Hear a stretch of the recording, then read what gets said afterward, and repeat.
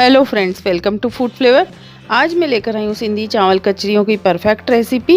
इन कचरी और गीचे बनाने में ज़्यादा मेहनत लगती है, जिसके कारण हम लोग नहीं बनाना चाहते हैं। मार्केट से इसे परचेस कर लेते हैं और फ्राई करके खाते हैं, पर मार्केट में इसे कैसे बनाया जाता है यह तो हम सबको पता ही है। इतने हाइजीन तो इसे नहीं बनाया जाता होगा जैसा हम घर में बनाते हैं। तो चलिए फटाफट से स्टार्ट करते हैं कि कैसे घर में बनाते हैं। चावल के आटे की सिंधी कचरी बनाने के लिए यहाँ पर मैंने 1 कप चावल का आटा लिया है और 1 कप आटे में 4 कप पानी। यहाँ पर मैंने मेजरिंग कप का यूज किया है, आप कोई भी बड़ी साइज की कटोरी यूज कर सकते हैं।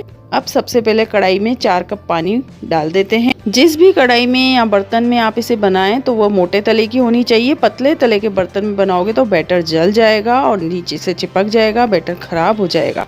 तो अब इस पानी में अच्छे से उबाल आने देते हैं। यह लीजिए, पानी में अच्छे से उबाल आ गया है। अब इसमें हम नमक डालेंगे 1 छोटी चम्मच, 1/4 छोटी चम्मच मीठा सोडा डालेंगे। जब पानी उबले उसके बाद ही इसमें नमक और सोडा डालनी है। अब इसे अच्छे से मिक्स करेंगे ताकि सोडा और नमक दोनों पानी में अच्छे से घुल जाएं। अब इसमें मैं डालूंगी 1 कप चावल का आटा और इसे अच्छे से कंटिन्यूअसली चलाते हुए हाई फ्लेम पर पकाएंगे जब तक कि बैटर गाढ़ा ना हो जाए। बैटर हमें इतना गाढ़ा करना है जब हम इसे करछी से गिराएं तो यह इजीली ना गिरे, मतलब इसे गिरने में कुछ सेकंड्स लगें। एक बात का ध्यान रखना है, इसे छोड़ना नहीं है, इसे कंटिन्यूअसली चलाते रहना है, नहीं तो चावल का आटा बॉटम पर बैठ जाएगा और जल जाएगा।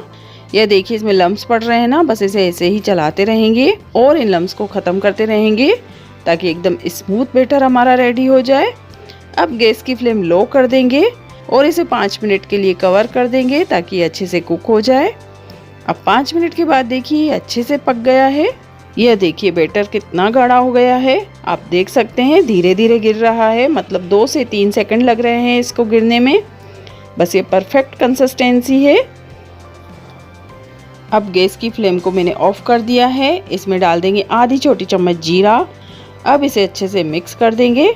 आप यहाँ पर चिली फ्लेक्स और कुटी हुई काली मिर्च का भी यूज़ कर सकते हैं, जो आपको पसंद हो।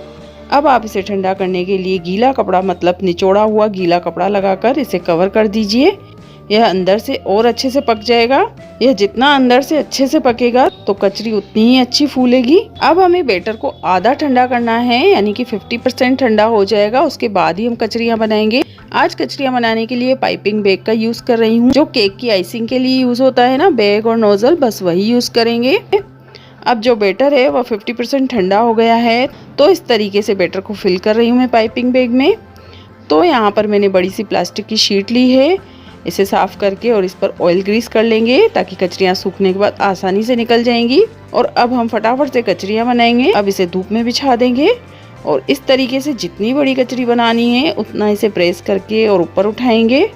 इस तरीके से आप सारी कचरियाँ बना सकते हैं, फटाफट बन जाती हैं, 5 मिनट भी नहीं लगते इसे डालने में।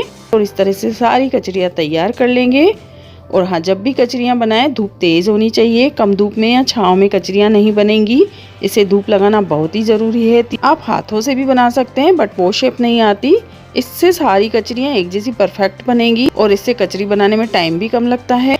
3-4 दिन कड़क धूप में रखेंगे तो ही कचरियाँ अच्छी बनेंगी, नहीं तो ये काली पड़ जाएंगी और जब इसे फ्राई करेंगे तो टेस्ट भी नहीं आएगा।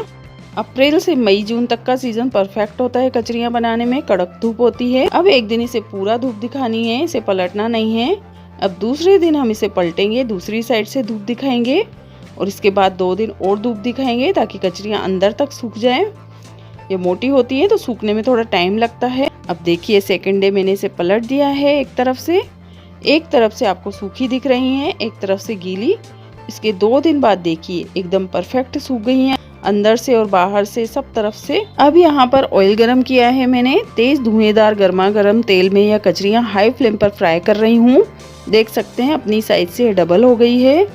चावल के आटे की कचरियों का कलर थोड़ा सा येलोइश होता है और जो हम चावल भिगोकर कचरियाँ बनाते हैं वो एकदम वाइट बनती हैं। यह देखिए बहुत ही टेस्टी और एकदम क्रिस्पी बनी है, आप इसे जरूर से ट्राई कीजिए। तो आज की रेसिपी आपको कैसी लगी? अगर अच्छी लगे तो प्लीज़ इसे लाइक कीजिए, शेयर कीजिए। अगर आप मेरे चैनल पर नए हैं तो प्लीज़ सब्सक्राइब कीजिए।